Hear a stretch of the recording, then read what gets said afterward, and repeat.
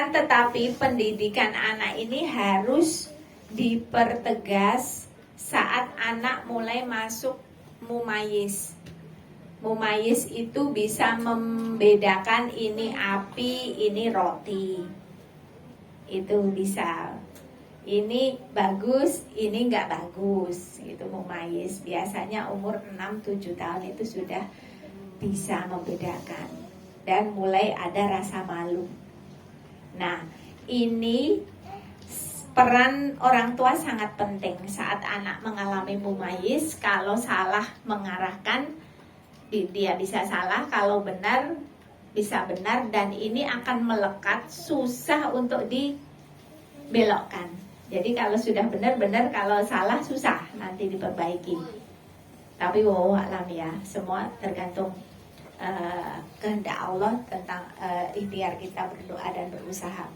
Tapi caranya seperti ini. Kalau anak kita mulai mumayyiz 7 tahun, 6-7 tahun itu sudah tahu baik buruk benar salah, mulai kita harus mengajarkan sholat. Sholat baik gerakan maupun bacaan, walaupun dia belum wajib, tapi harus sudah diajarkan. Sholat, kalau laki-laki berjamaah, perempuan pun kalau bisa berjamaah karena masih anak-anak. Jadi dia di lingkungan agama, di masjid, dikenalkan masjid, dikenalkan ustadz, ustadzah, dikenalkan kebersamaan, ilmu dan lain sebagainya. Kalau kita bisa mengajari sendiri di rumah boleh, tapi kalau kita rasanya belum cukup ilmu, boleh ke ustadz, ustadzah untuk menimba ilmu bersama-sama. Seperti itu. Kemudian pelajaran di masjid atau di madrasah itu juga tidak lama, paling 1-2 jam. Kemudian 22 jamnya di rumah. Itu PR bagi ibu-ibu. Jadi gitu. Jadi waktunya sholat, ingatkan sholat, tapi ibunya harus sholat. Jangan nyuruh tapi ibunya belum sholat. Kecuali ibunya haid, itu kan dijelaskan. Nak, mama haid, jadi tidak ada kewajiban sholat, kamu tetap sholat. Jadi seperti itu. Kemudian makan pakai tangan kanan, ibunya tangan kanan, minum tangan kanan, seperti itu. Jadi kemudian anak-anak sudah mulai ada rasa malu. Nah, rasa malu ini potensi, berarti cahaya akalnya sudah ada. Tandanya itu mumayyiz, ngerti malu gitu. Nah, malu ini harus diarahkan, tidak sekonyong-konyong semua malu itu bagus atau semua malu itu jelek.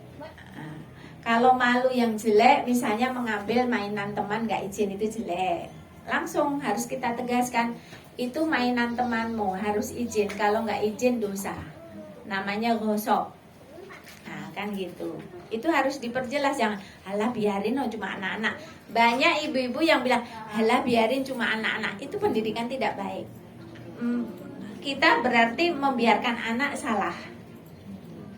Gitu. Nanti dia akan merasa, oh aku nggak apa-apa kok, mamaku nggak apa-apa kok, papaku nggak apa-apa, kakakku nggak apa-apa.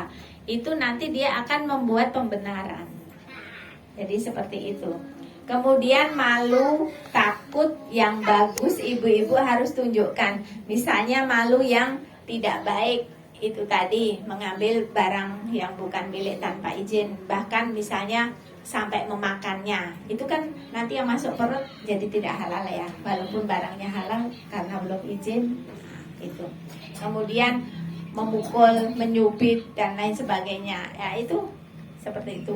Kecuali kita harus pilih mana malu yang bagus, malu yang tidak bagus. Misalnya begini, nak tolong ke rumah tetangga tante A, antarkan kue. Aku malu mah. Nah itu nggak boleh dikembangkan malu yang itu. Nggak boleh malu, kan berbagi sama tante itu biar kenal. Ini mama sibuk repot, jadi yang antar kamu gitu. Jadi atau malu di depan misalnya di masjid suruh maju hafalan, aku malu. Itu bukan malu yang harus diteruskan. Nah, jadi ada malu yang harus tidak dihindari, ada malu yang harus diteruskan. Malu untuk berbuat jahat, malu berbuat onar dan lain sebagainya, seperti itu. Nah, ibu-ibu jangan menyepelekan, apalagi masih kecil gini. Ini kesempatan. Jadi kalau anak sudah mulai gitu, tahu malu, tahu benar salah, itu langsung diarahkan yang benar. Ini hak, ini batil, harus jelas, jangan abu-abu. Karena itu nanti dia akan menjadi patokannya dia.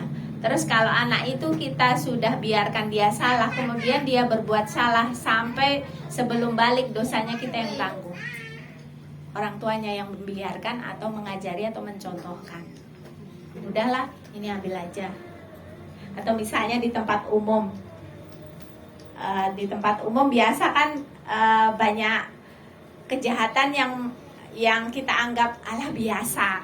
Nah gitu misalnya, kayak ini udah biarin buang sampah di sini, nggak apa-apa kok. Kan itu berbuat dolim. Nanti anaknya niru, mamahku juga kan gitu. Jadi makanya banyak masyarakat yang seperti itu tuh karena ya itu tadi. Pertama orang tua, baru nanti masuk ke berikutnya. Berikutnya orang tua harus menjaga dari teman yang buruk. Nah ini tadi kita udah bagus di rumah.